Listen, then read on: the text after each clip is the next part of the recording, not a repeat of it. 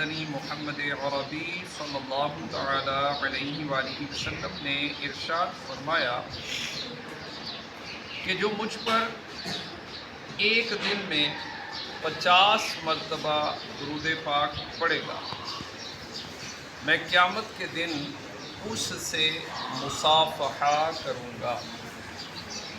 صلو علی الحبیب صلی اللہ تعالی علی محمد صلی اللہ علیہ وآلہ وسلم۔ سورہ اعراف 9واں سپارہ، اس کی آیت نمبر 157 اللہ رب العزت کا فرمان ہے، الذین یتبعون الرسول النبی الذی یجدونہ مکتوبا عندہم فی التوراۃ والانجیل۔ وہ جو غلامی کریں گے اس رسول بے پڑھے غیب کی خبریں دینے والے کی، جسے لکھا ہوا پائیں گے اپنے پاس توریت اور انجیل میں، یأمرہم بالمعروف وینہاہم عن المنکر ویحل لہم الطیبات وَيُحَرِّمُ عَلَيْهِمُ الْخَبَائِثَ وَيَضَعُ عَنْهُمْ إِصْرَهُمْ وَالْأَغْلَالَ الَّتِي كَانَتْ عَلَيْهِمْ۔ وہ انہیں بھلائی کا حکم دے گا اور برائی سے منع فرمائے گا، اور ستھری چیزیں ان کے لیے حلال فرمائے گا اور گندی چیزیں ان پر حرام کرے گا، اور ان پر سے وہ بوجھ اور گلے کے پھندے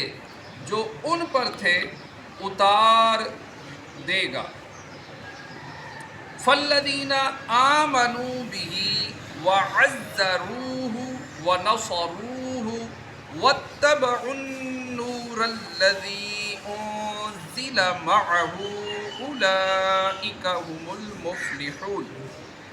تو وہ جو اس پر ایمان لائیں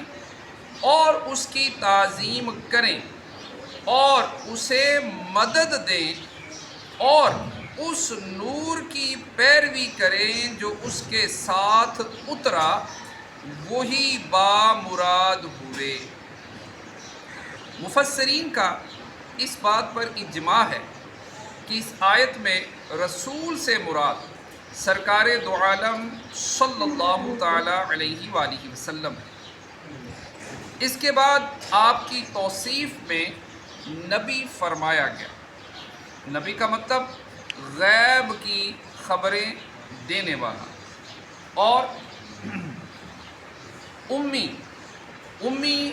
کا معنی یہ ہوتا ہے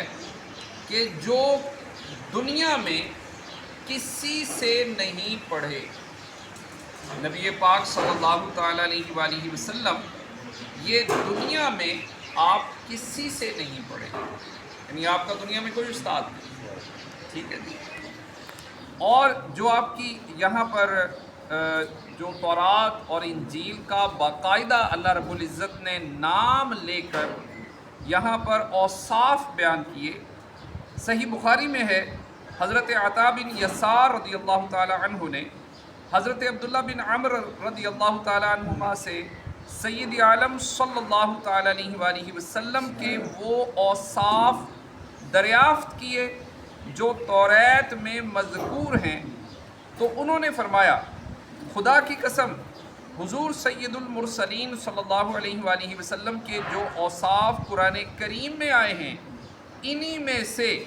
بعض اوصاف توریت میں بھی مذکور ہیں۔ اس کے بعد انہوں نے پڑھنا شروع کیا، اے نبی،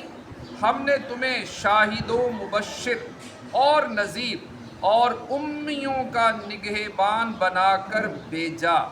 تم میرے بندے اور میرے رسول ہو، میں نے تمہارا نام متوکل رکھا، نہ بدخلق ہو نہ سخت مزاج، نہ بازاروں میں آواز بلند کرنے والے ہو، نہ برائی سے برائی کو دفع کرنے والے، بلکہ خطا کاروں کو معاف کرتے ہو اور ان پر احسان فرماتے ہو، اللہ تعالیٰ تمہیں نہ اٹھائے گا جب تک کہ تمہاری برکت سے غیر مستقیم ملت کو اس طرح راست نہ فرما دے کہ لوگ صدق و یقین کے ساتھ لا الہ الا اللہ محمد الرسول اللہ پکارنے لگیں، اور تمہاری بدولت اندھی آنکھیں بینا اور بہرے کان شنوا سننے والے اور پردوں میں لپٹے ہوئے دل کشادہ ہو جائیں۔ اور حضرت کعب احبار رضی اللہ تعالیٰ عنہ سے سرکار دو عالم صلی اللہ علیہ وآلہ وسلم کی صفات میں تورات شریف کا یہ مضمون بھی منقول ہے کہ اللہ تعالیٰ نے آپ صلی اللہ تعالیٰ علیہ وآلہ وسلم کی صفت میں فرمایا کہ میں انہیں ہر خوبی کے قابل کروں گا اور ہر خلق کریم عطا فرماؤں گا، اطمینان قلب اور وقار کو ان کا لباس بناؤں گا، اور طاعت و احسان کو ان کا شعار کروں گا، تقوی کو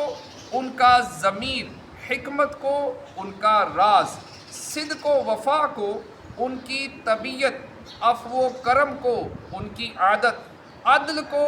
ان کی سیرت، اظہار حق کو ان کی شریعت، ہدایت کو ان کا امام اور اسلام کو